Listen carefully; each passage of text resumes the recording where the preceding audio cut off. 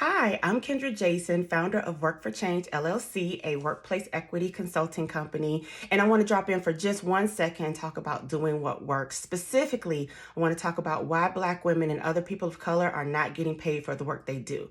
There are two main reasons that I want to talk about today. One is that in budgeting and when doing line items, your program directors, your grant writers, your community liaisons who are designing these programs are not incorporating compensation for the talent that they bring in into their program design. So essentially, they create an entire program, usually based for the community or some type of outreach, something that can enhance the wellness or the overall culture of their organization.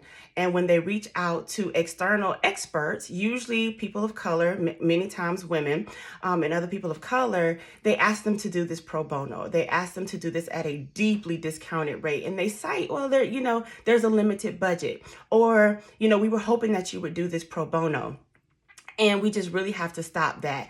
We have to really design programs where you fairly compensate the talent and the experts that you bring in, okay? The second reason is that we have many experts, especially Black women, who accept these jobs for free. They do it for a couple of reasons, actually many reasons. The first reason they may do it is because they feel that exposure is compensation. And, getting their name and getting their face and getting their eyes out there will bring in compensation from other sources. This typically does not work in the way that you think, or you have to do this many times over in order to get any type of return.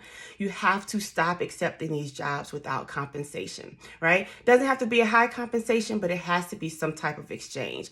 Another reason that many people do it, especially Black women and other people of color, because they feel a moral obligation to do this type of equity work, this type of inclusion work, this type of work that empowers the community in a sense. And that's great. It's great to have a moral tie to the work that you do, but also you must honor your expertise, your training, your education, your dedication, and the years that you put in order to create this great package that you are, in which companies and organizations and community partners are reaching out to you for your work. So, number one, please budget and line item to bring the talent that you want in. And number two, stop accepting jobs that do not offer you compensation. All right. So those are my tips for doing what works. You can reach me at work for change LLC.com. Thank you.